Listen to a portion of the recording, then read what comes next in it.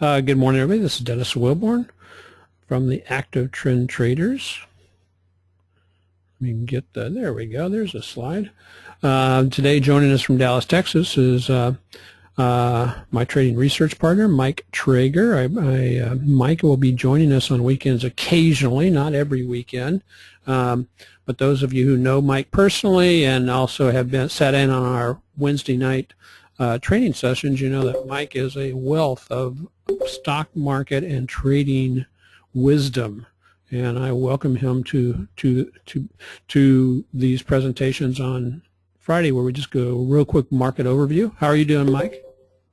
Oh, great, thanks. Glad to be here, having some nice California type weather here for a change. A welcome change. Yeah, it is absolutely beautiful out here also, for those of us who are out in the California area. I know I love the springtime because, again, this year I'm working as the assistant golf coach for Valley Christian High School, and I really enjoy getting to work with the young folks and young people with a coaching, mentoring type adventure. And so, how's your tennis game? It's a work in progress, always. Okay. Folks, we're going to do a real quick market review, and then we'll get into individual stocks that you would like us to take a look at. So I hope you have a long list of stocks. This week, let's get progressing along here. All materials that we do present are for training purposes only, and traders should always paper trade any new method prior to the risk of their own personal capital. If at any time you have a independent or a IBD meetup group, no matter where it's located throughout the United States or even around the world, I have three, I won't say IBD approved, but they are safe type presentations for IBD groups, but also they're very good at fish where the big fish swim. This is about the IBD 50 and what my research going back to 2007 has shown, art of trend trading, and the truth about breakouts and alternative entries. So I can present either via webinar and or on the either via webinar, or if you're in the local area, I can come to your group, and I would love to do that and get that scheduled. So if that's something you would be interested in, please let me know. So this week, Mike, here's what I'm seeing with the market. We basically had a plunge to the downside to support, and thus far, the bounce has been limited. I mean, it has not been an enthusiastic bounce. That's one of the things that I was looking for on the S&P, well, on all the indexes, is that basically a real quick rebound and a very volatile type move back up with a large dollar range, a large price range. That didn't happen. You know, I know, and when we get to the charts, we'll be chatting about the negative divergence that's been showing up for the last few weeks on the charts, and that finally you know, it gives you a clue. You just don't know exactly when that clue is going to actually take effect. The S&P, it's what I'm calling digesting the plunge. And my big question going into this weekend is, will it get worse? The NASDAQ 100, we actually intraday yesterday made a lower low and is holding below the 50. Now, this is the NASDAQ 100. Some folks are taking a look at the NASDAQ Composite, which is a slightly bigger and different index than the NASDAQ 100. I'm using the NASDAQ 100 primarily because this is the index that the Qs are based on. The index ETF for the NASDAQ 100, and then the Russell. Russell's holding up better than the other indexes, but when the Russell, as we saw earlier this week, when the Russell is ready to plunge, it plunges wholeheartedly and definitely falls out of the sky. Some of the things that are coming up this week, one is we're getting ready to move back into Q1, we'll move back into an earnings season. So a little bit of the blurb I've been reading on the earnings is there's some concerns out there that this earnings season is going to not be quite as good or strong as the one recently. One of the things that I'm looking for, and so with those being the concerns, any stocks that disappoints whatsoever in earnings, even if they have a good report but they find it somewhat disappointing, watch out for that stock to take I think the volatility will increase and that stock will get hammered. And the flip-flop of that is also true. Stocks, we'll see how the stocks that do really, really well and surprise how well they're rewarded. Second, next, we're in approximately the 6th year of a bull market. It would seem like... Actually, I think we're in the 7th year now because I think we've just celebrated the 6th-year anniversary. Okay. Off the bottoms of the lows in 2009. So having gotten through 6 years, I think we're entering year 7. So we're working into the 7th year, and that's unusual that the bulls would last that long. And so I think, if anything, what happens with that, Mikey, tell me if you agree, that it can oftentimes lock us into a hair trigger to the downside. Yeah, I agree. I agree wholeheartedly. And I mean, I've been saying this for a long time, and it just hasn't happened yet. But the longer this goes on, and the more it ramps up, like the Russell has continued to put in higher highs, the more violent and the more painful the eventual correction is going to be. There's a lot of people besides you and I who are making those kinds of statements, and again, history will bear it out. I think it's absolutely true. When it's going to start happening, how long it's going to take to play out, what the magnitude or amplitude of it is going to be are unknowns at this time. But at some point it's coming. Yep, and as we said, we know it's coming. We just don't know when. And it's maybe I'll make a prediction right now. I'm going to say September 24th of 2015. How's that? No, I'm just kidding. I am just kidding. And so, yes, Andrew, the NASDAQ 100 is the index. Other outside influence, of course, we've all been watching the news. Saudi Arabia is thinking real hard about invading and taking over Yemen. So a lot of disturbance in the Middle East, concerned that may be helping the oil prices rebound a little bit. And then the total question mark about interest rates. These Fed guys, they'll come out and they'll go do, Janet Yellen's doing a speech in San Francisco today. It will be interesting if she finishes that speech prior to the end of the trading today to see if there is any, fallout from what she has to say. We shall see. But as we said, the market seems to be, hair triggered to to a sell-off rather than a continued rebound. Here's where we were last week. We were back at highs, back to resistance, solid breakouts to new highs, and I like to see where I transpose what's happened in this past week with what we were looking at last Friday, and I basically designated last week to be week before last, 2 weeks ago, that it was emotional strength. But is it strong enough? And as we've seen so far this week, it looks like it wasn't strong enough. You were going to say something, Mike? Oh, I was going to say, if anybody has any questions about the hair trigger potential for the market or just the general distortions in the markets, just consider the fact that the markets kind of wait with bated breath and react in a big way every time Yellen either adds or removes a word or a phrase to whatever speech or press conference she's holding.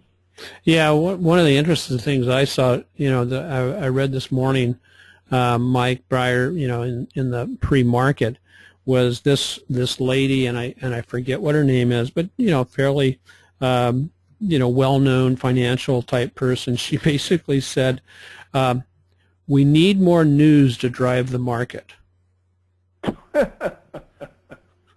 We need more. What? We need more news. Yeah. God, who said that? Was that Christine Lagarde, the IMF director? I don't know. I'll have to go back and check that article. But I about fell out of my chair when I read that. I went, "You got to be kidding me!" I mean, if we're counting on news to make the market go up, we're in deep dark trouble. That's kind of my point. And so, anyway, let's see. One of the indicators that both Mike and I love to use is the percentage of stocks above the 20-day moving average on the NYSE. This is an intraday picture of it right here. As we can see, a couple of things we'll point out. Mike, I've really become more intrigued with this indicator.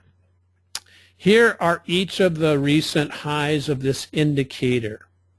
And again, it's the percentage of stocks in the NYSE that are above their 20-day moving average. And as we've gone back to last November, this was just before the fall at the beginning of, at the end of December. And this was a nice little spike up to the middle of February. As you can see, and at this point, fewer stocks were participating in the rally, but the market was making new highs here. So we have this, what we call a negative divergence going on in this indicator. And we shall see. Right now it's kind of in no man's land around where its average is. When it gets down into these areas, it gets overextended to the downside. But we shall see if we get a fall, continuing fall off. It hit the 40. And it may just jiggle around in here for a little bit, as we saw it do over here earlier this year. This is that range-bound period that basically described and defined all of January this past year. There were some really nice tradable rallies in there and tradable drops, but the market really went nowhere. And as we said, like I said on Wednesday night, Mike, it seems like the market's been kind of challenging. It's hard to establish a long-term position because there's been a lack of sustainability. Well, there is now, and again, if you look at weekly and monthly charts, I mean, over long periods of time, it's not unusual after a period of selling or after a period of buying that there will be some consolidation of price action along either a bottom or a top before anything starts to sort of revert to some kind of a mean. And what we are experiencing and the choppiness we've seen the past couple of months is not unusual of long-term price consolidation after a long 6-year period of buying and some consolidation along a top before we get the eventual necessary correction. And, if you were to look back at charts in 2008, 2009, or even after some of the pullbacks the last few years, I'm thinking back to like October 2011, on the daily charts, you can see some price consolidation around lows before things took off and started heading higher. So the choppiness we're seeing could be an indication that we are sort of bouncing around along a top, and without a breakout to further highs, that may be, in hindsight, what we are able to see. Yeah, that is exactly correct, because as we take a look at like the S&P, I think there's a certain the market can go only one of three ways: sideways, up, or down. And I'm just wondering at this point, we won't know until this this actually takes place, but here is the consolidation or the range bound trading in the market back in the January time frame, and it finally broke out towards the beginning of February, ran up to make a new high on the S&P, and then once it's made its new high, it has fallen back off down to a level of support, which is currently defined by approximately the 100-day moving average. But notice how we are starting to beat the moving averages over.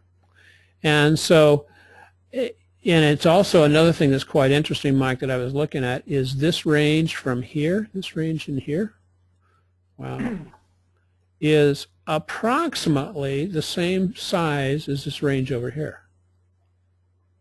Yeah, good point, good observation. That's approximately right.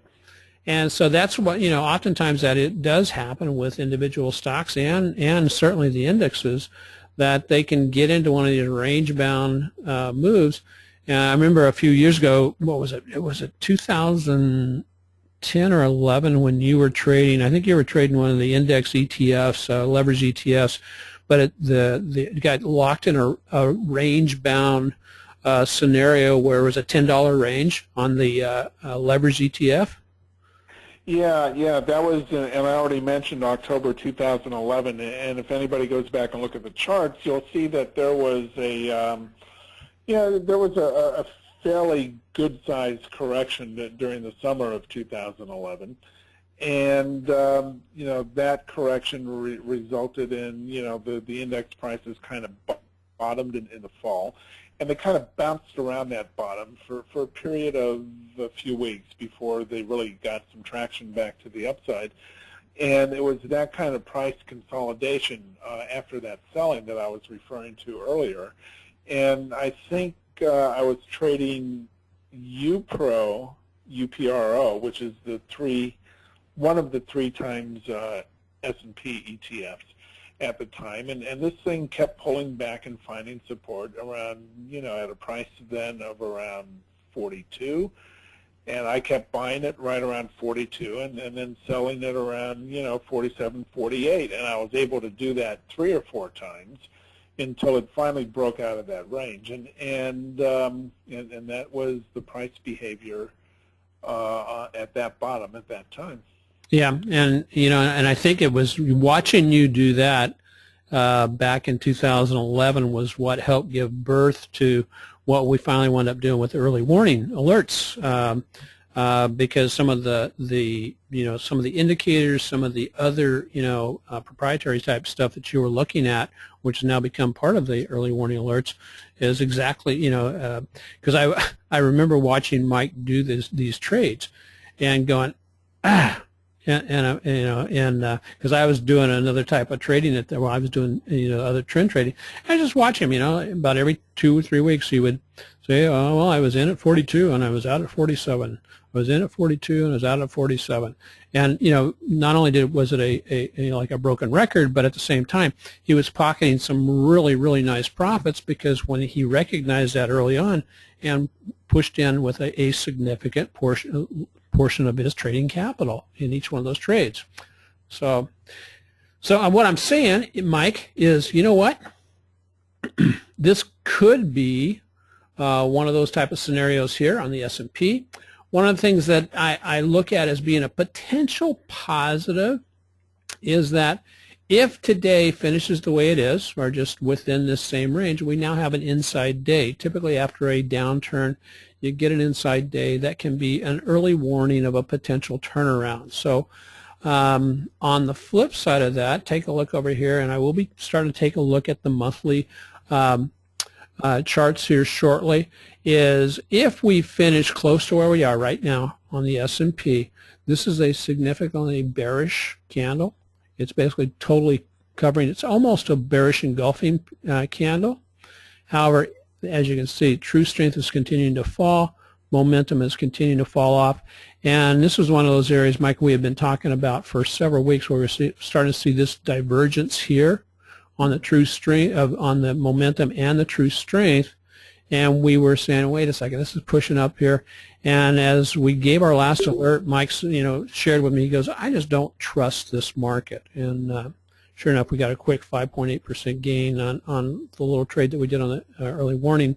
and bam, this was off to the races. Now, we could retest back up in here into the 50-day moving average and then roll over, but right now we're kind of in no man's land without a signal to the upside or the downside on the S&P. Yeah, I really like looking at the weekly chart here because there's there's some really good information there, and even the NDX chart you have up now, certainly the SPX chart previously, and look how many weeks we've been testing these upper regions of price action. Yep. On the weekly chart, while we see nothing but negative divergences and momentum coming out of the market, and this is what price consolidation looks like at either a top or a bottom. And what it's telling us is that the market just doesn't have the energy to push higher right now. Right. And again, that could be partly due to being a tired bull, right? Well, it's a tired bull. It's over 6 years old. And for anybody in the audience who is familiar with the concept of valuations as measured by things like, price-earnings ratios, PEs. I mean, we are in, after 6 years of a bull market, the valuations on the indexes and then a lot of individual stocks are just in nosebleed areas. In fact, I saw just recently in the last day or two that currently the PE ratio on the Russell index as a whole, the Russell 2000, the PE ratio when they do it without excluding, one-time items, the generally accounted accepting principles or what are called GAAP earnings, the PE ratio on the Russell right now is like 90. Whoa! And what's which is crazy. Now, what are the chances that you can drive an index past a 90 PE ratio, especially when earnings are starting to weaken? And that's why when I made the statement that I don't trust this market, I was thinking about those kinds of things. I mean, this is not likely to continue to just keep going parabolically higher without some kind of a meaningful correction. The concept of reversion to the mean that Dennis has covered in past webinars certainly applies to valuations in the market, and valuations eventually always revert back to some kind of a mean. And I don't know exactly what the mean is for the Russell, but I'll guarantee you it's not 90. So, yeah, without a doubt. One of the things that was interesting, Mike, here's what I was, is that valuation at some point, because it reminds me back in, like 2000 when trading some of the dot-coms and all that kind of stuff, and I remember the talking heads all saying, well, earnings don't matter, earnings don't matter, earnings don't matter. And those of you who were around back then know what I'm talking, can probably remember that. And then all of a sudden, even though the charts were telling us ahead of time what was going to happen, all of a sudden earnings started mattering, and they said, wait a second, this is crazy. Why? How can this stock go up $100 in one day, and it has Zippo earnings and all kind of stuff? And once earnings started mattering again, the market took off to the downside for a exceptionally healthy correction. Here, I want to point out a couple of things on the NASDAQ chart. Is one, intraday, we busted this low here. So we have a intraday lower low. We have a slightly lower high here. So, so in reality, the NASDAQ has put in a lower high, lower low, could be considered turning into a new downtrend. Hasn't 100% followed through with that yet, but just keep that in mind. And since that was just an intraday breach, we really haven't gotten a close behind it. But I know, Mike, a lot of the research on trends that you and I have done, even if this was a breach intraday, can sometimes be predictive of future things more to the downside. Another item which I found interesting is even Investors Business Daily was talking about the stock has done, and the stock market, the Nasdaq in particular, has done an interesting thing in that it over the last few years slash the last 2 times it came up and made a new high with the Nasdaq, or a high for the year, it would retest it twice and then pull back somewhere between 5 to 10%. Well, if we look over here on the daily chart, here was the high earlier in earlier this month, and so we've come up and try to push through that high, and it's failed. And so this is kind of, we're saying this is a second retest. Well, if you draw your line in here and start stretching it down, currently we are sitting at about a 3.5% correction. We'd go down to where it was at its absolute low was about 4%, so that was where we'd anticipate getting bumped back up, and which is happening. But where's 10%? I think you'll find this interesting. 10% is right about the 40-50 level. And as you can see, there are some supports down in that area, so that we're looking at a support zone probably between 40-80, 40-90, down to about 40-40. Are we going there tomorrow? Probably not, but I always like to have an idea, where would a 10% correction be? As we can see here, we got, earlier or later last year, we did get this correction towards the end of the year, and this is where this started telling us that the corrections were a little bit deeper and a little bit different. Can give some of the initial indication that the bull is getting tired. And right here, this was a 10.5% downside. And how long do the downsides typically last? As you can see, once we started rolling over, about 1, 2, 3, 4 weeks. And it's been somewhere between, the market has gone down sometimes around somewhere between 3 to 8 or 9 days that I've been writing about it, and I've been observing that over the last little bit. Even at the beginning of this year when we were trading this range, it would go down for 3, 4, 5, 6, 7 days, find support, rebound up. And so if we do that same calculation here, we've got 1, 2, 3, 4. We bounced. We came back up. Now, this is looking kind of weak. We're staying below the 50 on the NASDAQ. And so we may get some buying into the end of the quarter, which is March, but we might see some upside next week in the market first couple of days. And then April Fools might be an interesting time to be trading. Russell was holding up well, has dropped. It is holding up better than the other indexes in that it has stayed, well above its 50-day and looks to be piling back up. We'll see whether this puts in a pattern that looks like this and then down, or this back up and higher yet. Interesting to note the divergence that we're seeing even among the indexes themselves. Yeah. I mean, the Russell here we're showing just a classic textbook.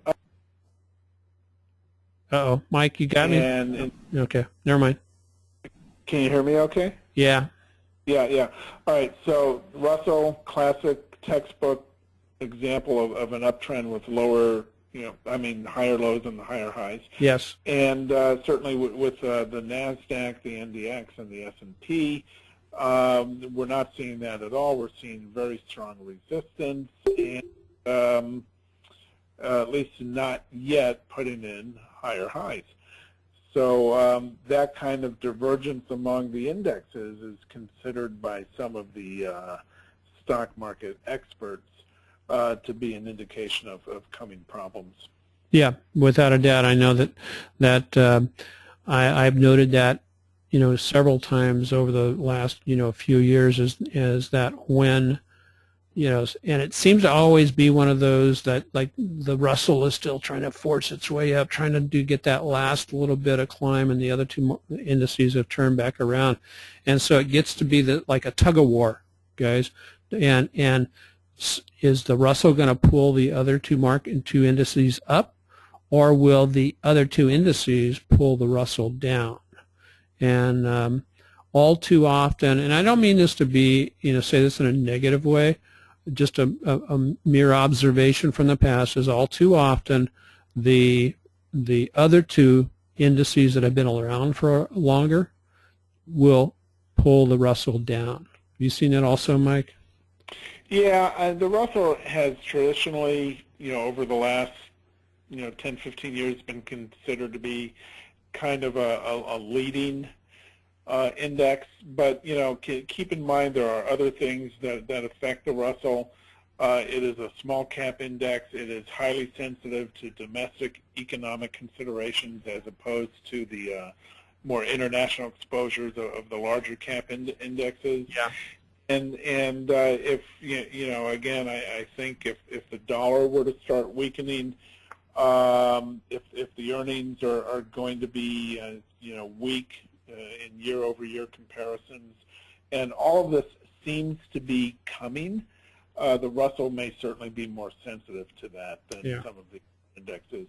On the weekly chart, the left-right combination of the candlesticks here, along with the negative divergences we see on the indicators at the bottom, don't bode well for the intermediate term time frame that is under consideration on a weekly chart. Yeah, I want to show everybody one thing that they can be doing to kind of like, if you're using these particular charts of the weekly and all that kind of stuff. If I draw a line in here where this past low was here, as soon as the weekly kind of goes below this and finishes below that, that's telling us that we're breaking this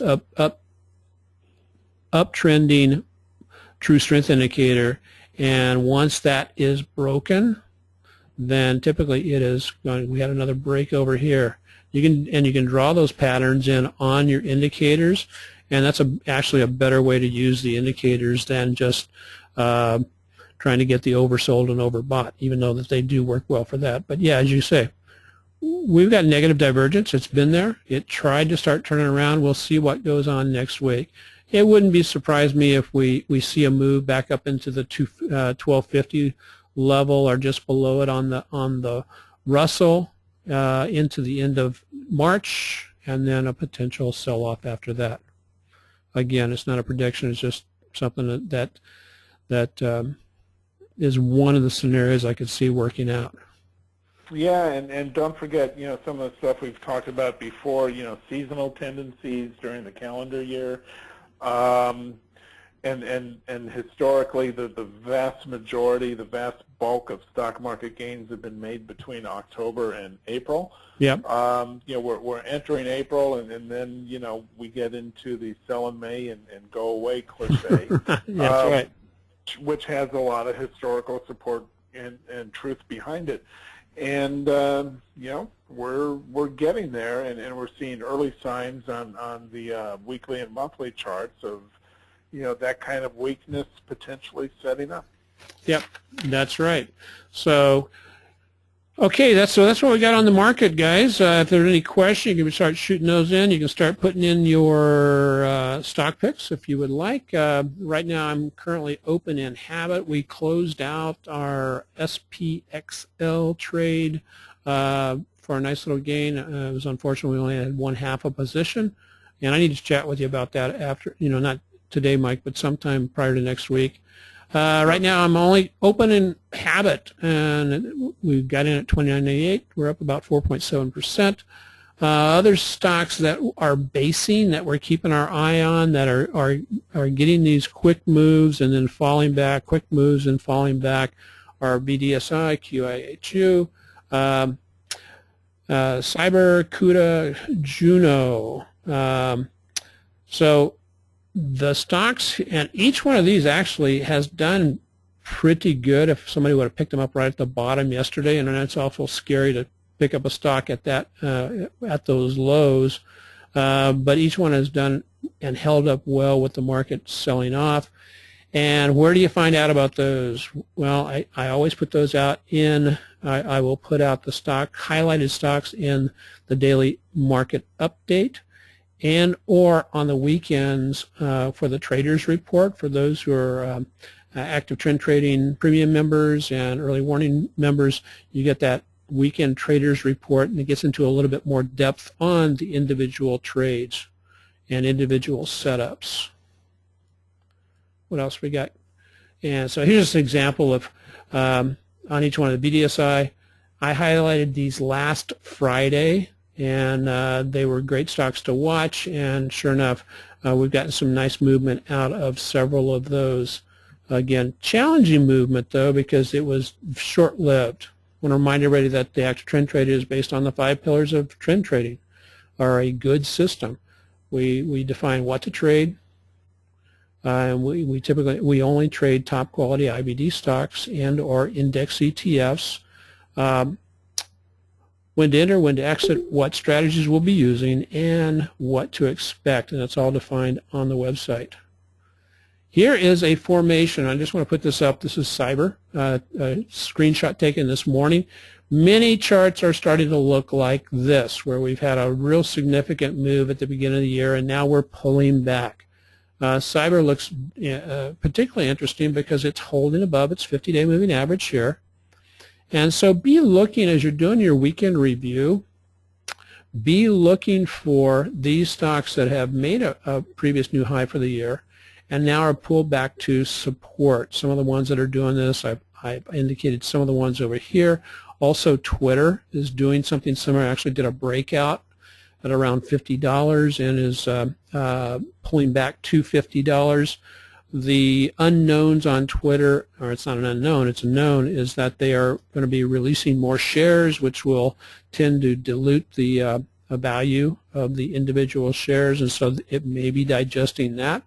But be looking for, if you can start drawing these trend lines, the breakout above the trend line and or the bounces down here are in this support zone. That is a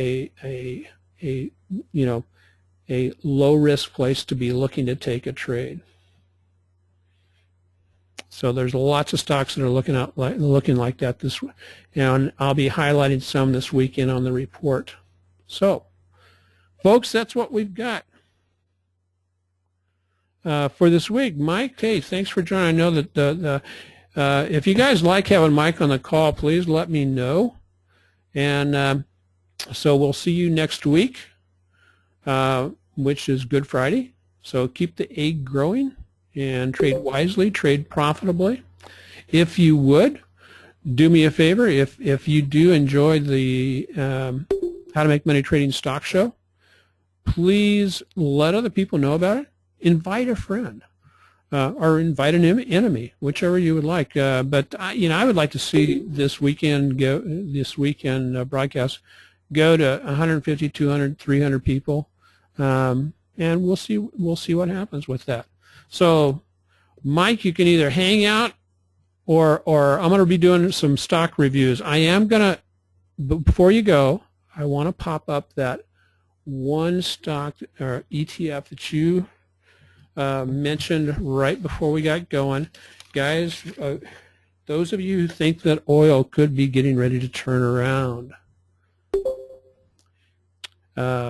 Mike.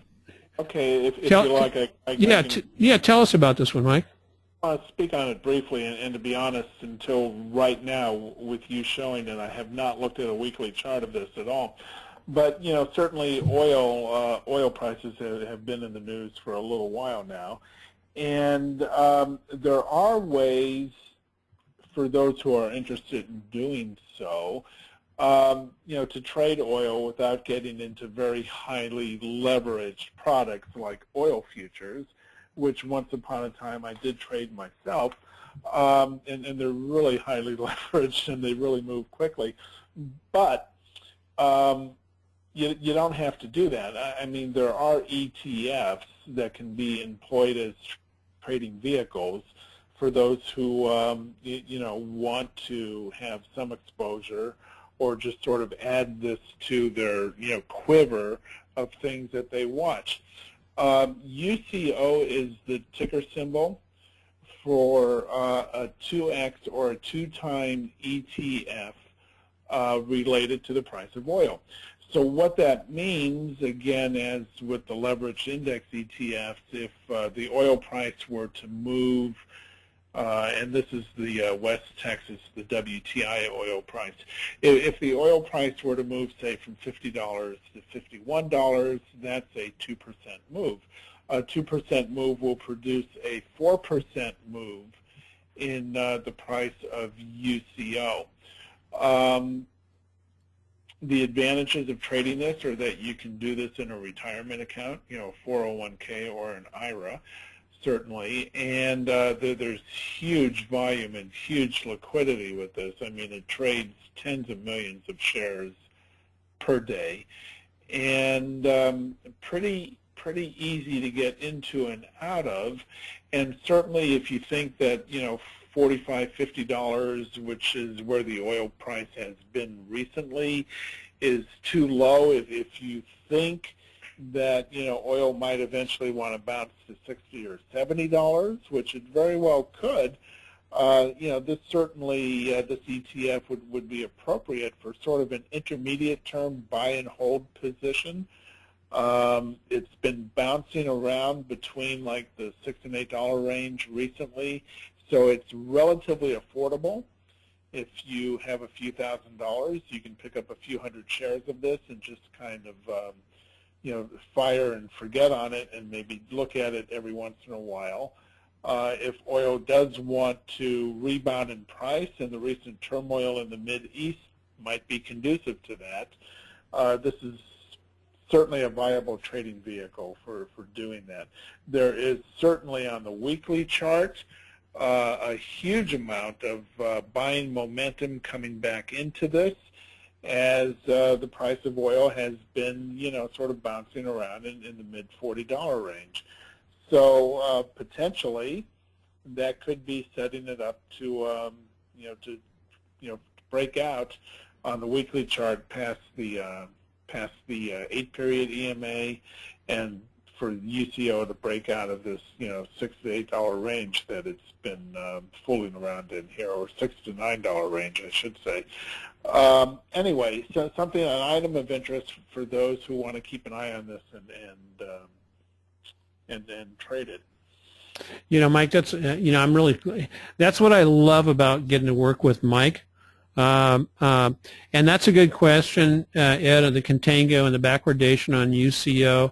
We're going to have to check that out a little bit. It looks to be, you know, and I won't even speculate as to know a answer to that one. But I'm going to do a little bit more research, because that was one of the questions that I asked Mike when he brought it up. But it certainly looks to be a very interesting trading vehicle. One of the other things that I liked about it, Mike, as I shared with you, is, oh wow, look at it. I want to show it a couple of things. One, if the market closes where it is today, what kind of signal do we have there for those who are candlestick aficionados? Yeah, on a weekly chart, the 3-week candlestick combination there is a very, very strong and bullish Morningstar type setup. Yeah, without a doubt. And so let's say a person said, you know, I'm gonna throw out, and this isn't a recommendation. This is I'm not going to spit this out as a recommendation, but I am going to point out one thing, is that for those who like to do these kind of things, is you can turn around and on a $7, it is currently at about $7.50. Well, I can turn around and sell next week's $8 call. If I think that's what I should do, I can sell that for around 17 cents, 18 cents. And you can, what I'm trying to say is, you can basically rent out what you own, either weekly. Another thing that's got really nice, you know, good open interest, and so there's some opportunities there. This is the weekly options that expire next Friday, and look what you've got going on here with the puts. You can also sell the puts, and it's got huge volatility, huge volatility. And so there's a couple of questions, Mike, that come. Is it? Yeah, it's UCO. Yeah. A couple of questions that come up with regards to readjustments and readjusting the price as they reset these to meet. As they reset the futures contracts, and Yeah. the oil futures contracts roll over practically on a monthly basis. Yeah. Whereas the index futures do that on a quarterly basis. And it's a good question to ask. I have not looked at, the contango or backwardation, ramifications of this. It seems to be, just from looking at the charts, fairly stable, and I did use the phrase intermediate term holding. I think that, there isn't much of an effect on this over a period of a few weeks or even a couple of months. It's certainly not a long-term buy and hold vehicle by any means. I mean, none of these leveraged ETFs are. Hey, Mike. I'm sorry. Go ahead. Yeah. Go ahead. Yeah. No, I was just wrapping that thought up. But it's a good point to bring up, and we really haven't explored that. Yeah, and so this one emulates the USO. Yeah, it's just USO is non-leveraged. Okay. UCO is leveraged. But, you're going to find both charts looking very, very similar to each other. And so, and USO emulates, it emulates a future, right? I mean, it doesn't emulate an individual it doesn't individual index. USO is strictly an oil price derivative. It's okay.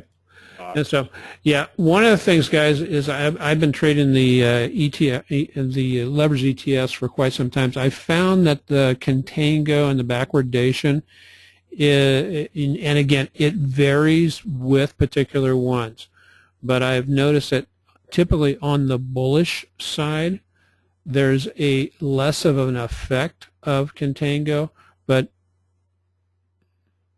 then everybody basically, you need to do your own homework and say, okay, wait a second, this has a fairly significant change. I know that I found that, like on TNA actually has a positive effect due to its contango, and actually performs a little bit better, oftentimes performs a little bit better than just a 3 times leverage ETF. But anyway, it's worth, again, we just want to, everybody needs to do their own due diligence, but wanted to bring that up. So, okay, Mike, thanks a lot. I'm going to just review some stocks for a little bit and then call it a day. Thank you so much for joining. All right, thank you, and we'll talk to you later. Okay, thanks, Mike. Bye. So let's see here. We've got some. Let's start at the beginning. So if you guys enjoyed having Mike along, just please let me know. I absolutely love working with Mike, and what we've tried to make these how to make money trading stock webinars is more about purely technicals and less hype. And so if you enjoy that kind of stuff, and let other people know. So I've been keeping my eye on this one, Joe. It is basically an IPO, or a recent IPO. It went through its IPO basing, not going to stop, broke out nicely, ran up, and now has pulled back to the 50.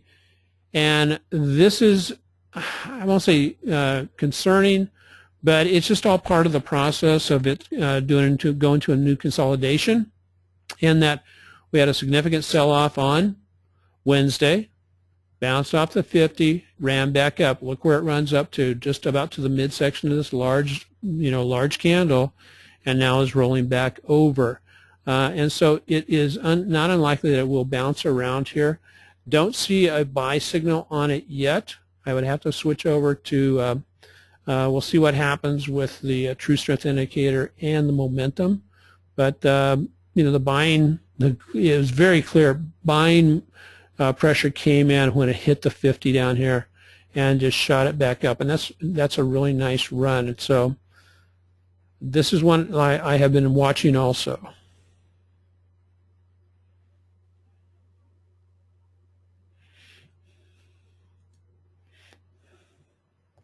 And let's see what else we got going. SWKS. Swanks is coming off, Skyworks is coming off of a hammer yesterday and a nice follow through to that hammer today. I've been watching a lot of the stocks that showed a good reversal signal yesterday. Some of them look like this. This is a great research. We'll see towards the end of the day.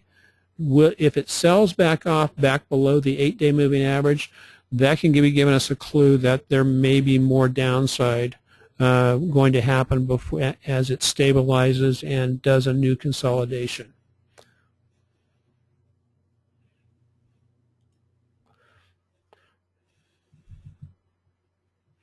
Let's see, CUDA.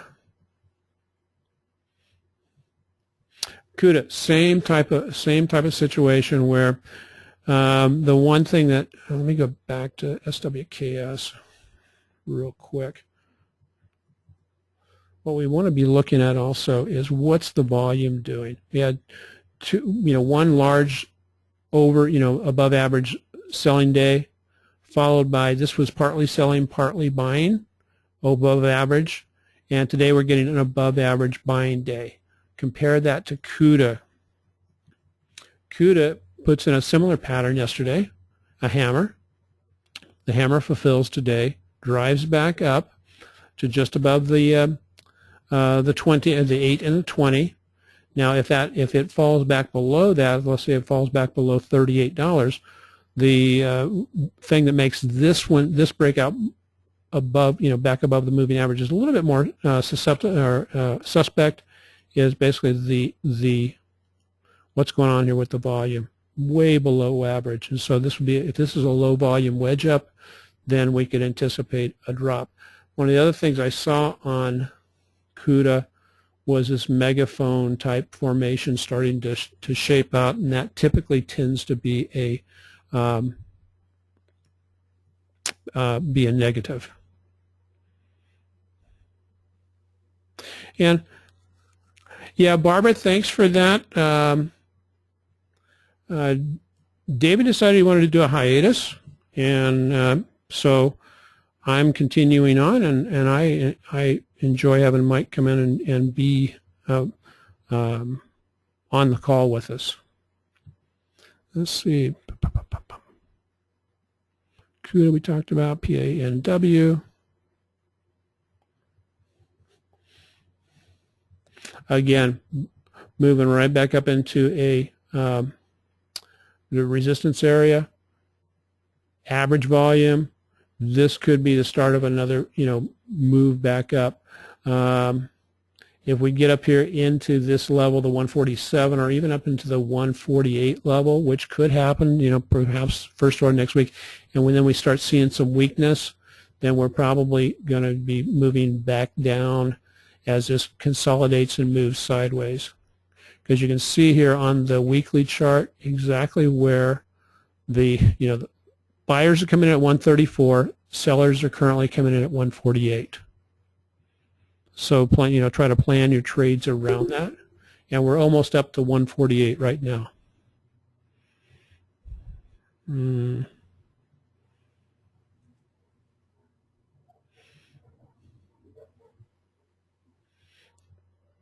Yeah, if you are a bib trader, we got a real nice little bounce yesterday right off a level of support where it had done a previous breakout.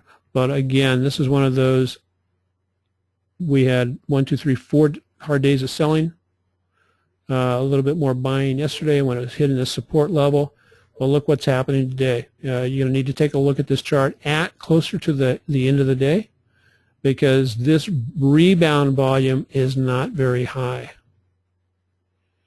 And what could that mean for bib is we've got earnings coming up first part of April, and if we close the way we are on the weekly chart, we have a fairly significant bearish harami, which could set up a potential pullback and a drop back down into this, 400, even 375 or 350 level.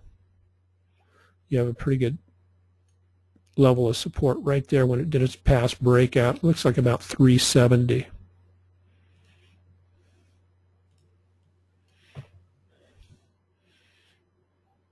Of course, if you're already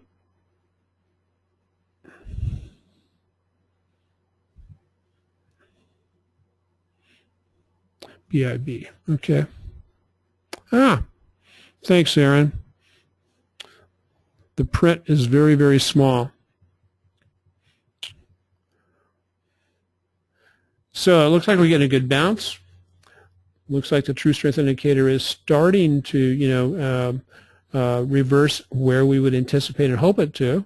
It's not getting down to a real low extreme, and you've got the momentum starting to turn back up. What's the weekly charts telling us is that we are not really a weekly, not a weekly bearish type candle, other than that there was some downside.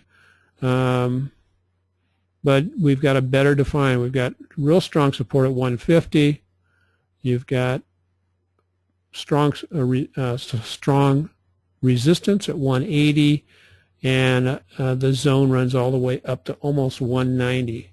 So I would be, anticipating it moving around in this area, especially if the market is indecisive about the direction it wants to go.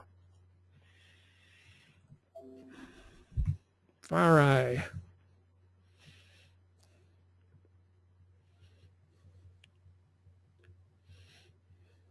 It could be getting ready to base here at 38. We've got, it's got great volume, but we've had a bearish cross on the 8 and the 20, and so but so far the rebound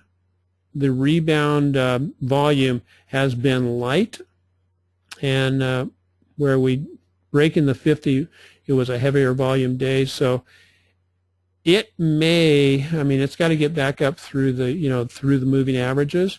If this is just a light volume wedge up, you can draw your trend line along these bottoms here. And if it breaks down below it, it is probably going that direction. April going to May can tend to be a little bit, demonstrate some weaknesses. And so there's typically some good opportunities for short trades in the April, May, early into June. Let's see, thoughts on FireEye? Gave them to you. Bounces back if it bounces back above the 50. Yeah, Kevin. Right now, I think it still needs to prove itself because it still has an overhead resistance. Now, if it pulls back down here and does and partly that is because this is a new lower low. If we get back down in here and it retests in this 38 level and the 38 holds, then that would be, a kind of a green light to go ahead and take a nibble there with the potential it's going to bounce back up. Let's see. Amba, what is your review? Hey, Dorothy. Okay. AMBA has been, just on a tear and really a strong stock. Looking over here, what do we see on the weeklies? I think this tells the tale of AMBA. If we finish the way we are right now, we will have a hanging man. We have negative divergence on the indicators, slightly negative there. Stochastic starting to roll over. What do we have over here? We have this negative divergence as the price has been making new highs. A drop on this day, large sell-off day on Wednesday, big drop down to 65, and then a rebounded day. Dorothy, watch to see what happens with that tail. If that continues to grow through the rest of the day and we actually it closes back below the 8-day moving average, I wouldn't say, you're going to go out and, well, it depends on where you got into the stock. I'm not going to go, hugely bearish on AMBA, but it may just do this consolidation in this area here.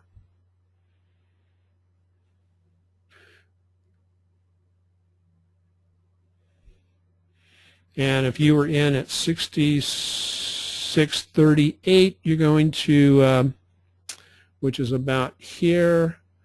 So you must have got in yesterday on the bounce. That's one of those that's always touchy, is how far do you let it retest and how far do you let it breathe? And worst case, it's not going to be more than 7%, but best case, they're because it could run all the way down to this 63.16 level. Nobody going to want to stay with it for a $3, almost a $4 loss. It's a question you're going to have to answer. UCO we talked about, XOP. Okay, that was just showing the oil and gas. And this is a one-time, this is not the leveraged ETF. P&O we did, SPLK.